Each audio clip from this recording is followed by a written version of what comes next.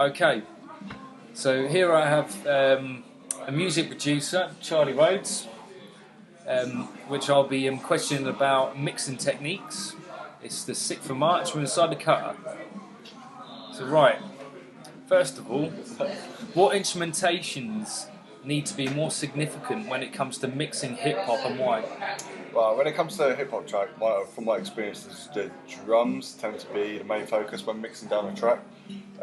Just for the audience, it just catches the audience attention when a track comes in. So you have that 16 bars of, you sample your bass line, and then the drums kick in, and then it sort of gets you bopping. So I think that's sort of like one of the main focuses for me.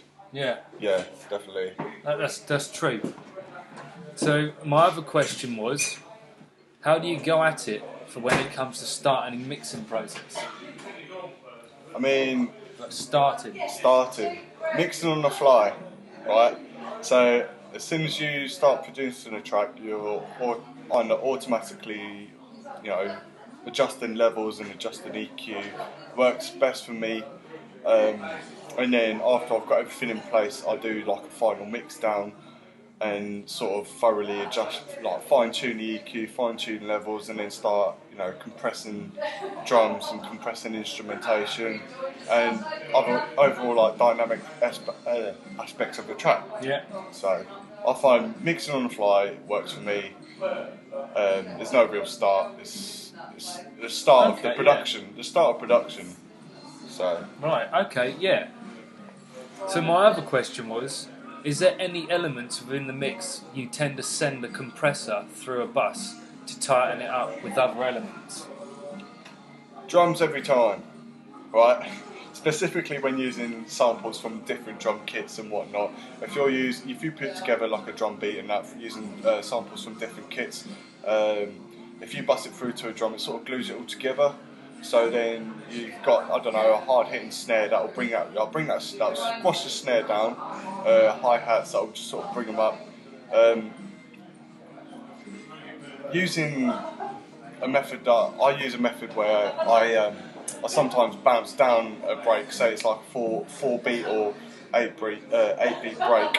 I then bounce it down, and I can sort of like visually aspect how the compression has actually affected it. Yeah. So you can see how like the hi-hats and whatnot have been brought up to level, and how the snare's sort of been squashed down. But a lot of the time I play it by ear.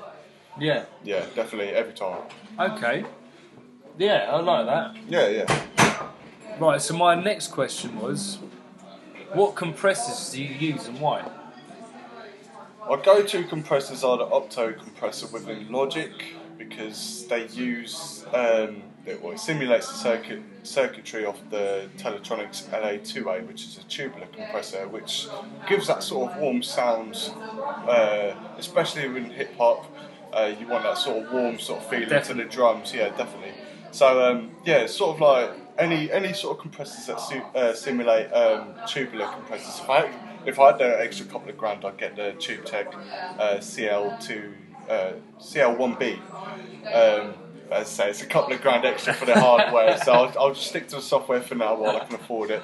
Also, I own Complete 8 from Complete 11, yeah, from Native Instruments, and they got a Supercharger GT, which also simulates tubular compression. Again, giving that warm sound, especially for the drums, if you want that sort of like the raw sound. Definitely. But still have that warm Yeah, definitely. So, fills in the whole mix. Yeah. So my other question was, what makes you remember a hip hop track? The hook. Say, be it a sample, if you've got a record and you've sampled it from a record, a nice little hook, I don't know, like an 8-beat hook, or the drums, anything that stands out will always make me remember a track. It could be the vocal hook, it could be anything. As long as it's catchy and it sticks in my head, That's good. I That's like it looping around in my head at night. I'll go to sleep with it in my head. Yeah. Definitely. Which I think probably will be a area that I need to focus on. Yeah. Definitely. So my other one was, when do you know when a mix is finished? which is one of the hardest questions Less, you ask yourself. yeah. From my experiences, less is more. If you can't take anything away from a track, then it's done. Don't overcomplicate things. The main thing I found is if it sounds good, it's done. As I said, don't overcomplicate things. If you can't take anything away, then Leave it. leave it. Yeah, Yeah. yeah, definitely.